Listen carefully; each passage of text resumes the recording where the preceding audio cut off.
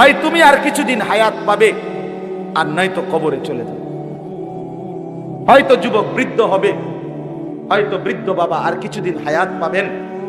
কিন্তু আপনাকে স্বীকার করেন আর নাই করেন, বুঝেন কিংবা না বুঝেন, গ্রহণ করেন আর বর্জন করেন, কাজে লাগান কিংবা নষ্ট করেন, হাসেন কিংবা কাঁদেন, মরে আপনাকে যেতেই হবে, আপনাকে চলেই যেতে হবে। আপনি চোখ বন্ধ রাখলেও মরে যাবেন, চোখ খোলা রাখলেও মরে যাবেন। আপনি যদি হাসতে থাকেন তবুও মরে যাবেন, আপনি যদি কাঁদতে থাকেন মরে যাবেন। জীবনে যে কোনোদিন দুঃখ দেখে নাই সেও মরে যাবে, জীবনে যে কোনোদিন সুখ দেখে নাই সেও মরে যাবে, সেও মরে যাবে।